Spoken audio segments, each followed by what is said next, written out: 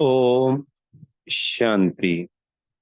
आज 13 जुलाई 2024 के महावाक्यों के मनन चिंतन में प्यारे मीठे बाप दादा ने हमें समझाया कि रक्षाबंधन जो पर्व है वो प्रतिज्ञा का पर्व है। तो कैसी प्रतिज्ञा? पवित्रता की प्रतिज्ञा कि मैं बाबा का बच्चा बन अब सदा ही पवित्रता को धारण कर संपूर्ण पावन बनूंगा। हर कल कल्प बना हूं, अब भी बनूंगा। इसी का यादगार द्वापर से रक्षाबंधन के रूप में मनाया जाता है। तो अभी हम स्वयं भी पवित्र बनते हैं और औरों को भी पवित्र बनाने के लिए पूरा पुरुषार्थ करते हैं। स्वयं बनना और औरों को बनाना, स्वयं भी ज्ञान योग धारणा सेवा में चलना और औरों को भी चलवाना, जो भी सहजता से खुशी से चलते हैं। हमें अपने पूरे प्रयास या एफर्ट्स करने हैं। ये जो जितने भी पर्व हैं ये पुरुषोत्तम संगम युग के यादगार हैं। तो रक्षाबंधन जब शिव बाबा आ जाते हैं तो शिवरात्रि के बाद रक्षाबंधन मनाई जाती है। तो बाबा आकर हमें प्रेम करते हैं, दुलार देते हैं। 5,000 वर्षों का जो प्रेम होता है, जो दूरी होती है, आत्मा परमात्मा अलग रहे बहुकाल, तो बेहद के प्रेम से भरपूर कर अपना बना लेते हैं और फिर पवित्रता धारण करवाते हैं। क्योंकि ये 63 जन्मों का हमारा रावण का संस्कार है, रावण माया का संस्कार है, हमारा तो है नहीं। तो हमें कब समझ में आएगा?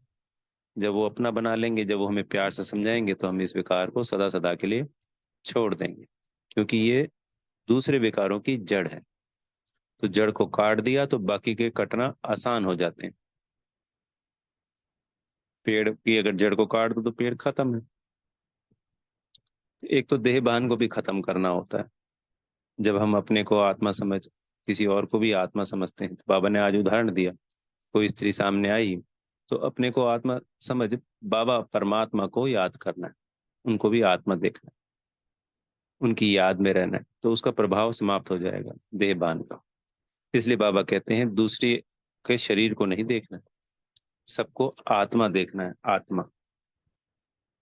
तो जैसे जैसे ये देहभान समाप्त होता जाता है, आत्मिक स्थिति शक्तिशाली होती जाती है, तो हम आत्मा शक्तिशाली हो जाती है। हम आत्मा संपूर्ण पावन हो जाते हैं। यही तरीका है संपूर्ण पावन बनने का। ब्रह्मचार्य तो सभी पालन करने लग जाते हैं, जितने भी ब्राह्मण बनते हैं। वो हो गया स्थूल। फिर बात आती है सूक्ष्म की। तो सूक्ष्म की जो धारणा है वो शक्तिशाली इसी तरीके से होगी। उसमें जो मुख्य कारण है वो होता है खान पान। क्योंकि खान पान का ही मन पे प्रभाव पड़ता है। तो खान पान भी शुद्ध होना चाहिए। और फिर मन सा शुद्ध होएगी, फिर आत्मिक बल बढ़ेगा, फिर आत्मा परमात्मा का अभ्यास करेंगे, दूसरे आत्मा भाइयों को आत्मा देखने का अभ्यास करेंगे, तो पवित्रता बढ़ती जाएगी। और जितनी पवित्रता बढ़ेगी उतना हम बाबा के करीब पहुंच जाएंगे।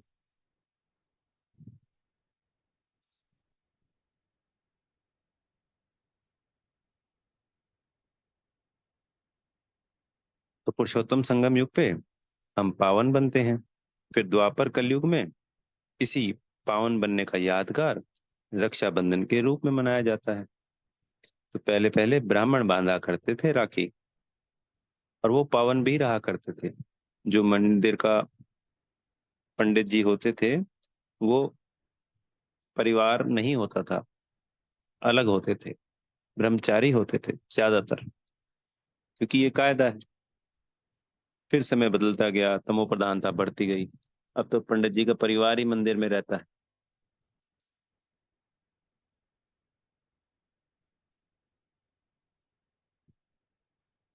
तभी तो धर्म की गलानी हुई ना, और भी ज्यादा।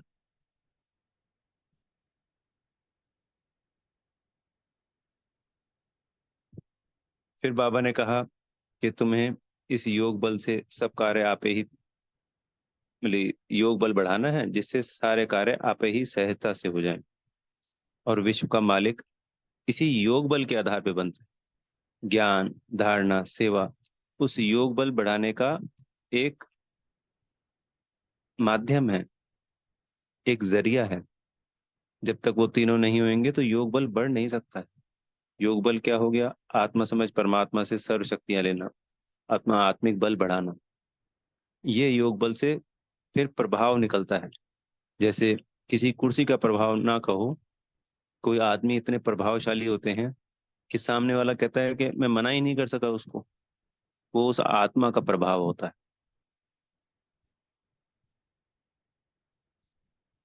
ऐसे ही हम आत्मा जब योग बल से शक्तिशाली बनती है तो कोई भी सही बात सामने वाली आत्मा मना ही नहीं कर सकती। इसलिए बाबा योग बल पे जोर डालते हैं। अखबारों में हमारी गलानी हुई, बदनामी हुई, तो ये मीडिया जिसने हमारी बदनामी करी, आने वाले समय में यही मीडिया हमें विश्व में बाबा के ज्ञान को फैलाएगा। यही माध्यम बनना है, और आज हम सब देख रहे हैं बन भी रहा है। ठीक है, अभी अखबारों के द्वारा उतना नहीं हो रहा, पर मोबाइल, टीवी, इन दो माध्यम से बहुत अच्छा सेवाएं हो रही। पर बाबा ने कहा कि वो लोग तो रिश्वत लेते हैं और गलत को सही, सही को गलत कर देते हैं। हम तो है ही सही। अगर हमने रिश्वत दी तो उनमें और हम में फर्क क्या रह जाएगा? तो जब योग बल का बल होता है तो दूसरी आत्मा मना नहीं कर सकती, फिर वो हमारी सही बात को डालेगी। तो आने अखबार तो अभी भी चलते हैं, तो पूरे विश्व में इस अखबार से ही हमारा नामाचार होगा। क्योंकि जो सामने वाली आत्मा होगी उसके ऊपर हमारे योग बल का प्रभाव पड़ता है। क्योंकि जो शक्तिशाली स्थिति है उसमें कोई सामने वाला मना नहीं कर सकता।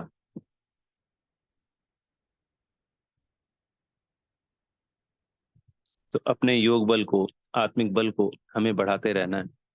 जो सत्युग आता है वो योग बल से आता है। इस सोने, हीरे, जवाहरात की खानियां जो बाहर आती हैं योग बल से आती हैं। इस पूरी सृष्टि का जो परिवर्तन होता है योग बल से होता है। प्रकृति के पांचों तत्व जो सतो प्रधान होते हैं वो योग बल से होते हैं। ये बेहद का वायुमंडल परिवर्तित होता है योग बल से होता है। क्योंकि आत्मा के अंदर से जो वाइब्रेशंस निकलती है पवित्रता की, वो बेहद में फैलती है, और वो ही सबका परिवर्तन करती है।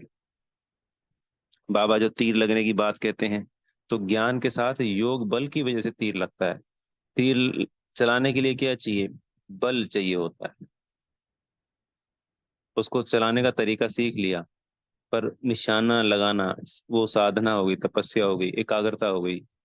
शक्ति के द्वारा उसको फेंका जाता है। चाहे वो तीर कमान की शक्ति है, पर शक्ति बल का तो प्रयोग किया ही जाता है। ऐसे ही हमारे योग बल से अनेकों अनेकों तीर दूसरी आत्माओं को लगते हैं, जिससे वो हमारे कुल की जो आत्मा होती है वो ज्ञान योग में आती है। दूसरे धर्म की आत्मा अगर तीर लग गया तो वो बाबा की याद में रहकर अपने विकर्मों का विनाश कर सकती है, जिससे वो अपने धर्म में उच्च श्रेष्ठ पद को प्राप्त करेगी अपने समय पर। तो सारे कार्य योग बल से ही होने हैं। बाबा को हमने पहचान लिया, पर परमात्मा की प्राप्ति, अतीन्द्रिय सुख योग बल से प्राप्त होना है। 63 जन्मों के विक्रम विनाश योग बल से होने, सत्युग त्रेता की राजाई योग बल से प्राप्त होनी है।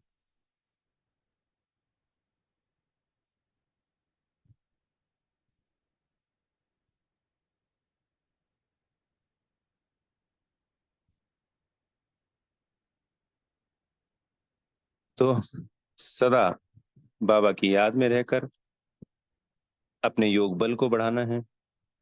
बाबा ने जैसे उदाहरण दिया कि कोई भी स्त्री सामने आए तो आत्मा समझ परमात्मा को याद करना है। इससे क्रिमिनल भी समाप्त होती जाएगी, देहभान भी समाप्त होगा।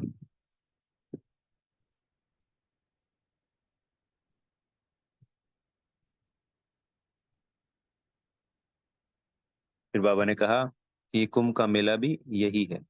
पुरुषोत्तम संगम युग पे ही आत्मा और परमात्मा के मिलन को कुंभ का मेला कहा गया।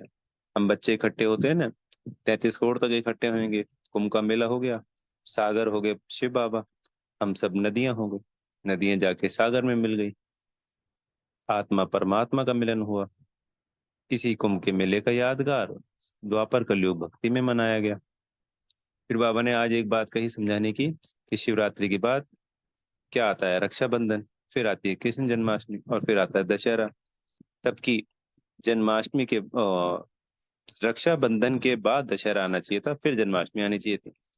तात्पर्य, शिव बाबा आए, हमको पवित्रता धारण करवाई, रक्षाबंधन बनी।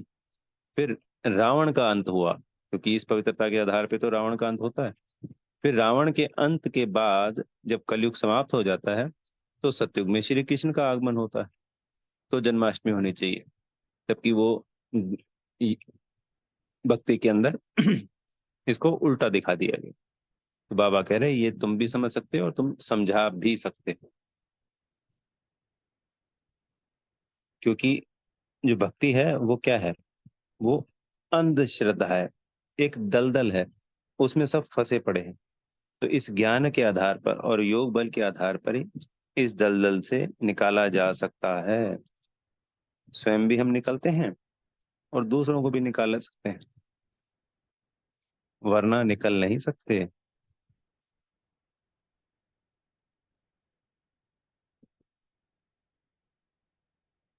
फिर बाबा ने कहा कि जैसे मैं आत्मा ज्ञान का सागर हूं, तुम आत्मा भी मेरे समान ज्ञान का सागर बनते हो।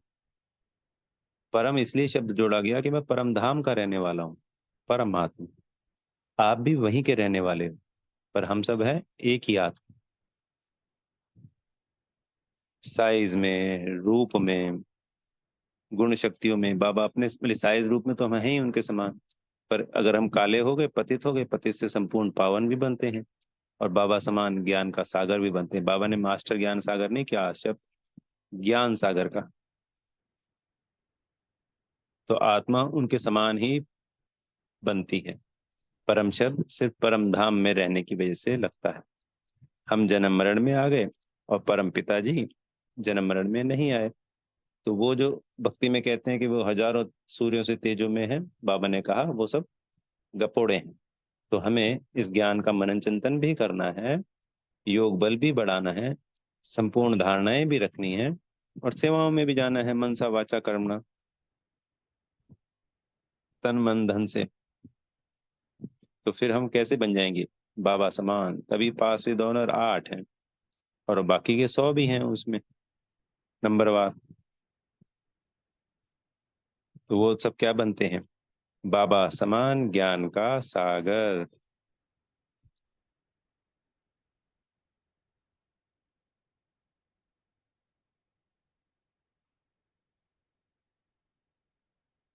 फिर बाबा ने आज वरदान में वंडरफुल बात बताई, देह भान को देही अभिमानी स्थिति में परिवर्तन करने वाले बेहद के वैरागी भव। तो कभी कभी वैराग्य आता है, और कभी कभी वैराग्य खंडित हो जाता है। इसलिए वैराग्य नहीं आता, फिर हम संबंधों में फंस जाते हैं, सब चीजों में वापस फंस जाते हैं। उसका कारण है देहभान। अगर हम आत्मिक स्थिति को मजबूत बनाएंगे, तो ये देहभान समाप्त हो जाएगा। तो सदा काल का वैराग्य कब रह सकता है? जब हम सदा सदा के लिए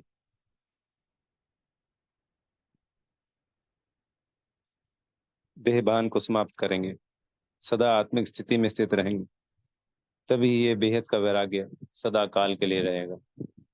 क्योंकि वैराग्य तो खान पान से लाना है, संबंधों से लाना है, स्वयं की देह से लाना है।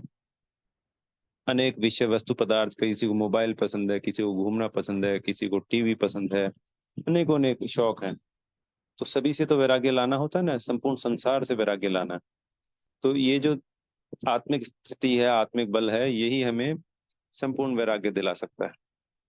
नहीं तो देहभान आता है, फिर वैराग्य आया तो वो फिर समाप्त हो जाएगा देहभान आते। इसलिए इसमें